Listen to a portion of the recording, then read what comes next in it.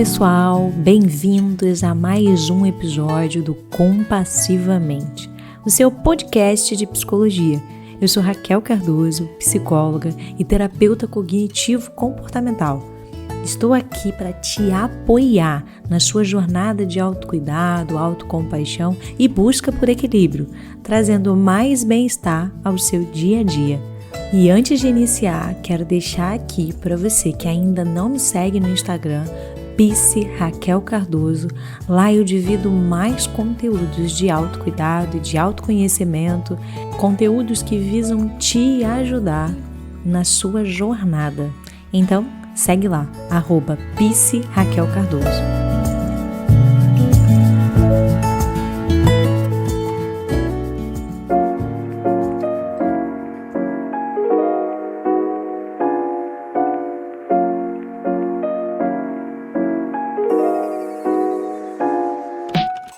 Quatro comportamentos que te afastam de uma vida mais leve. Olá, sejam bem-vindos a mais um episódio do Compassivamente e hoje vamos conversar sobre um tema muito importante. Quero falar com vocês hoje sobre a depressão. Mas antes, por que esse tema? Existem certos comportamentos que podem nos afastar de uma vida mais leve e feliz. E muitas vezes, sem perceber, adotamos hábitos que não apenas nos pesam, mas que também podem contribuir para sentimento de tristeza e até mesmo depressão. Então hoje vamos explorar junto 4 desses comportamentos. Existem mais, mas eu trouxe comportamentos que são frequentes na vida de muitas pessoas. E como podemos enfrentá-los em atitudes que nos trazem mais leveza. Mas antes de falar desses comportamentos, onde eu quero que vocês se percebam, nós vamos entender um pouquinho sobre a depressão. Ela é uma condição complexa que afeta não só nossas emoções, mas também a nossa química cerebral. A depressão é uma interação de fatores biológicos e comportamentais. O que isso quer dizer? O que significa? Que além de fatores genéticos ou hormonais, os nossos hábitos diários têm um papel crucial em como nos sentimos. E aqui está, gente, para vocês aqui uma ótima notícia. Podemos mudar esses hábitos e com isso mudar a nossa experiência. Então, existem hábitos que você pode regular, que você pode modificar para mudar o quadro do que você talvez esteja vivenciando ou talvez esteja se aproximando de uma depressão. Para compreender melhor a depressão e mais fundo, é importante falar sobre o que acontece em nosso cérebro, especificamente com os neurotransmissores. Vocês já ouviram falar sobre isso? Então, basicamente, esses mensageiros químicos são fundamentais para a comunicação entre os neurônios e tem um grande impacto em como nos sentimos, reagimos às experiências ao nosso redor. Então, eles são fundamentais para enviar mensagens, de um neurônio ao outro. E aí, você já deve ter ouvido falar, você já ouviu falar de serotonina? Ela é bem conhecida como neurotransmissor do bem-estar. E por que isso, Porque ela desempenha um papel muito importante na regulação do humor, do sono e do apetite. Na depressão, os níveis de serotoninas podem estar reduzidos, o que pode gerar aquela sensação de tristeza, apatia, desmotivação, a falta de interesse diário. E por mais que pareça algo abstrato, essa carência é muito real e influencia diretamente com como interpretamos o mundo ao nosso redor. Exatamente assim. Um segundo neurotransmissor que eu quis trazer é a dopamina. Ela está relacionada ao prazer e à recompensa. É ela que nos dá aquela sensação de satisfação quando conquistamos algo ou fazemos algo que gostamos. Pessoas com depressão muitas vezes têm uma atividade reduzida de dopamina, e o que acaba tornando difícil sentir prazer ou motivação, mesmo em atividades que antes traziam. Isso não é uma falta de vontade, mas sim um reflexo do que está acontecendo quimicamente no cérebro. Então, como eu disse no início, existem fatores biológicos. Existe uma relação química que acontece dentro de uma depressão. Também trouxe a noradrenalina. Ela ajuda a regular nossa energia e as respostas ao estresse.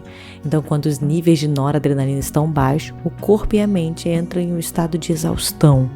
Sabe, aquele cansaço, esgotamento, uma sobrecarga. E aí faz com que todas as atividades diárias se tornem mais difíceis. Né? Você sente uma luta muito grande para poder lidar com o seu dia, para conseguir enfrentar as coisas, para começar a fazer. Né? Então, assim, como que os neurotransmissores afetam o comportamento e os sintomas? Né? Quando esses neurotransmissores estão em desequilíbrio, né? Não estão reguladinhos ali, não estão enviando as mensagens necessárias para os outros neurônios, nosso cérebro tem mais dificuldade de regular as emoções e comportamentos. Esse desequilíbrio pode contribuir para sintomas de isolamento, falta de interesse, cansaço extremo e até mesmo uma autocrítica exagerada.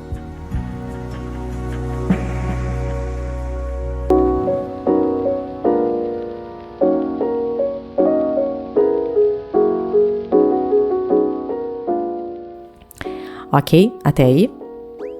Então, olha só, esses sintomas, eles são influenciados por processos químicos reais no nosso corpo, reforçando que a depressão é uma condição biológica e não, gente, uma falha de caráter, falta de Deus, ou palhaçada, né? Qualquer que seja a frase que talvez você tenha ouvido em algum momento. Por isso é importante acolher essa condição com compaixão e entender que o tratamento envolve cuidar também desse aspecto biológico, ok? Então vamos lá, o que nós podemos fazer? O que você pode fazer para mudar esse cenário?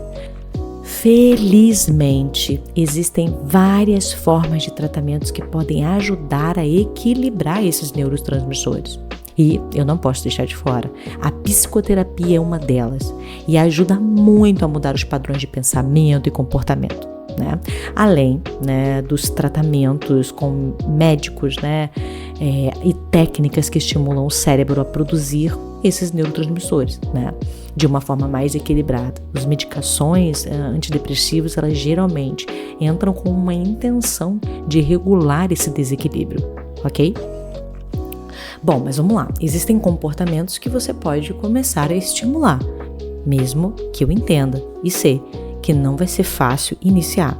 Os exercícios físicos, alimentação equilibrada, meditação, boas noites de sono são aliadas, né? Com o tempo, favorece um ambiente mais saudável para a produção de neurotransmissores. Muitas vezes, uma pessoa em um cenário de depressão, ela tem muita dificuldade de ter um sono bom, de conseguir fazer atividade física. Por isso que o acompanhamento de um psicoterapeuta, as medicações podem ser necessárias nesse momento por você não conseguir estimular esses neurotransmissores. Faz sentido? Cada uma dessas práticas contribui para que a mente e o corpo encontrem um novo equilíbrio. Então, a partir do momento em que você consegue meditar, fazer uma boa alimentação, iniciar a atividade física, isso vai contribuindo para um novo equilíbrio, para que você consiga regular o papel desses neurotransmissores. Bom, depois de entender o papel, é importante olhar para a depressão como uma visão mais completa. E principalmente mais compassiva, beleza? Porque saber que existem fatores biológicos pode te ajudar muito, né? Porque muitas pessoas se veem em um cenário de depressão e fica assim, por que eu tô nisso? Como eu entrei nisso? Não era pra eu estar aqui. Nossa, olha aqui como eu deixei a coisa chegar a esse ponto. E assim, entenda e respeite os limites, né? Entenda e lembre-se que é necessário um tratamento, não é uma escolha, você não escolheu chegar aonde você chegou, tem uma relação neuroquímica, tem uma relação biológica também acontecendo, ok? Então, não se cobre em excesso, buscar ajuda é o ato de coragem e cuidado consigo mesmo, beleza, gente? Bom, então agora eu vou trazer para vocês os comportamentos, né, que te afastam de uma vida mais leve. E aí, que eu não tenho depressão, mas às vezes eu fico distante, um pouco mais para baixo. Eu acredito que esses comportamentos podem trazer para vocês uma percepção de que às vezes as atitudes que vocês têm diariamente podem estimular, pode desencadear, pode te levar a uma depressão. Então tenha uma atenção, porque agora eu vou falar dos comportamentos. E se você se perceber em algum desses comportamentos ou em todos, perceba que há uma necessidade de mudança. Talvez você não esteja de fato vivenciando uma depressão, mas esses comportamentos, eles podem te levar a um cenário mais triste, podem com o passar dos anos, né, a longo prazo, trazer de fato uma depressão. Então, acho que é muito importante você perceber quais são esses comportamentos e observar como são os seus, ok? Então, vamos lá. O primeiro comportamento, e acho que é muito importante a gente falar sobre ele, é o isolamento social. Quando nos sentimos mal, a tendência é querer nos afastar dos outros, como se a conexão social fosse uma fonte de estresse. Então, assim, eu vou ficar na minha, vou ficar no meu canto, vou deitar no meu quarto, vou fechar a porta, vou apagar a luz, vou fechar a janela, eu vou ficar no meu canto. Ou, eu não vou falar com ninguém esse final de semana, eu vou sair do meu WhatsApp, eu vou fechar tudo. E o que, na verdade, o isolamento pode intensificar a tristeza, ok? Porque, assim, quando você se afasta das pessoas, a gente acaba perdendo o apoio e a alegria que vem na interação com os amigos, familiares e as distrações, tá? Porque no momento em que você está se isolando, você rumina, você fica ali muito tempo pensando sobre as coisas que estão acontecendo. E quando você escolhe não se isolar, você acaba se envolvendo com outras pessoas, conversas, risadas, coisas engraçadas podem acontecer, mas às vezes nem tem, de fato, uma coisa muito divertida ou algo muito engraçado acontecendo. Mas o fato de você sair desse momento de isolamento faz com que você se conecte com outras coisas e comece a olhar para outras coisas para além de ficar olhando apenas para as falhas, para a autocrítica, para o que está te incomodando de fato. Entende? Então, esse é um ponto muito importante. Então, esse é o primeiro comportamento que pode estimular uma depressão. E você que está em depressão, se mantém o isolamento social, você tende a continuar deprimido.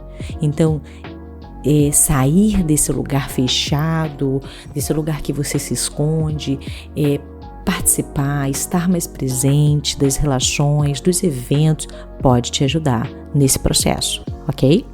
Segundo comportamento, autocrítica excessiva.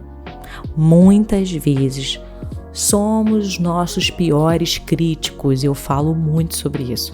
Apontamos erros e falhas em vez de reconhecer nossas conquistas. Então, assim, tudo que a gente faz de muito bom é muito minimizado. Tudo que a gente conquista não é nada demais. Então, essa voz interna dura nos afunda ainda mais em um sentimento de inadequação, de defectividade, de imperfeição, né? E aí, aqui, gente, nada como tentar tratar a si mesmo de forma compassiva. Eu acho que esse é um ponto muito importante. Então, a autocrítica, ela tem um papel, e aí, vamos lá, voltando naquele ponto que eu disse, né? Os neurotransmissores desregulados, suas emoções estão desreguladas, os pensamentos estão em excesso. A autocrítica faz com que você faz com que você sinta ainda mais essas emoções, faz com que você se sinta mais triste, com mais raiva, e fazendo com que esse processo seja mais doloroso e mais difícil de ser enfrentado, ok?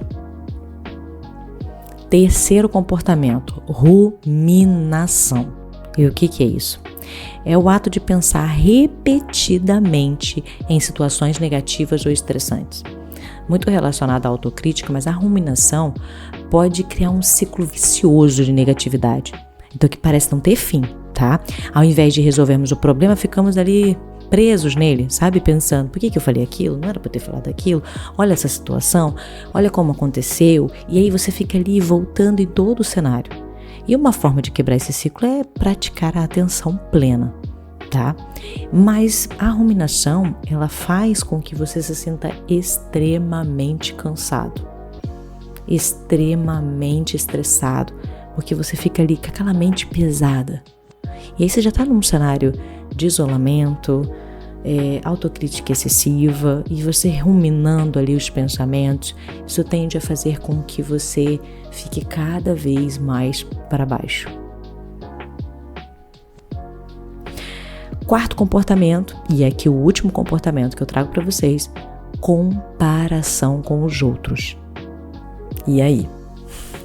Em um mundo tão conectado, né, gente? É fácil olhar para as vidas perfeitas nas redes sociais e sentir que estamos em falta, ou falhando, ou não conseguindo alcançar o que fulano ou cicrano alcançou. Mas a verdade é que cada um de nós enfrenta desafios únicos que não são visíveis para os outros. Ok? Quando você foca em sua própria jornada e celebra suas pequenas conquistas, isso modifica, né, a maneira que você interage. Essas comparações, sempre focando no que o outro faz, tentando extrair ali um comportamento, tentando modificar até às vezes quem você é para alcançar o que as outras pessoas alcançaram. E aí, me digam, o que vocês acham? Algum desses comportamentos fazem parte do seu dia a dia? Se eles fazem parte do seu dia a dia, é possível que você não esteja tendo uma vida leve.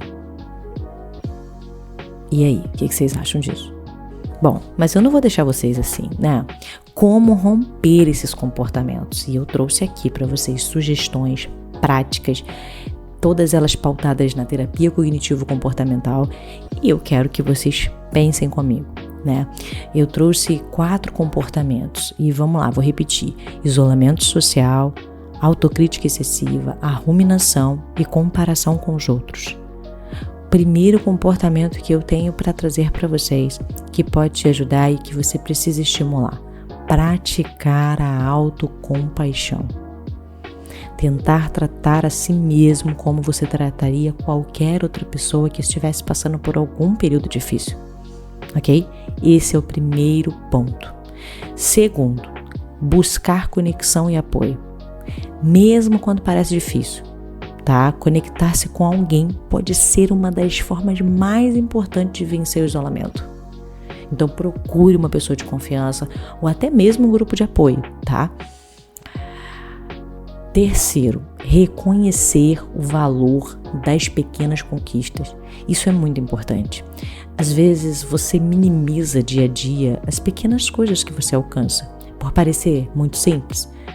Então isso ajuda você até a fortalecer a sua autoestima, sabe? Hoje eu vou tentar tomar um café sozinho. E aí você senta, toma o seu café e separa um momento para você fazer uma refeição legal, ou então tenta fazer um prato que seja saudável, e assim que você consegue, comemore por isso. Opa, eu consegui, que bom! Olha como você consegue fazer esses movimentos. E não necessariamente esse comportamento que eu trouxe, mas observe o seu dia. Você está aqui ouvindo esse episódio agora. É provável que existam coisas que você pode celebrar nesse momento. Dá para pensar aí um pouquinho?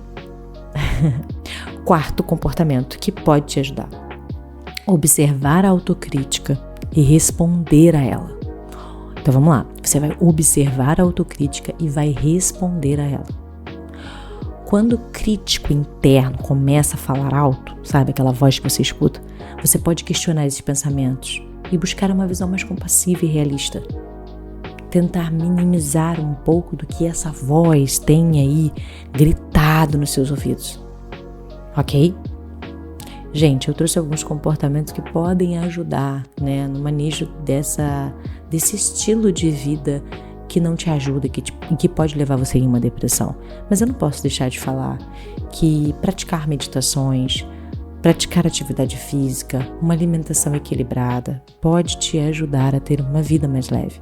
Então busque comportamentos que te ajudam, que te estimulam, que fazem você sair dessa zona, desse ciclo depressivo.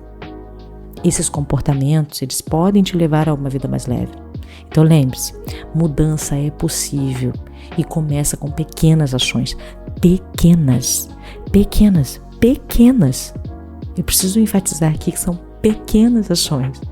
Então, ao reconhecer que esses comportamentos diários podem contribuir para a depressão, você se arma para o conhecimento, para fazer escolhas mais saudáveis e acolhedoras. Então, assim, observe os seus comportamentos. Tem comportamentos que te levam a um caminho mais difícil e comportamentos que você pode começar a colocar em prática no seu dia, que vai te levar a uma vida mais leve.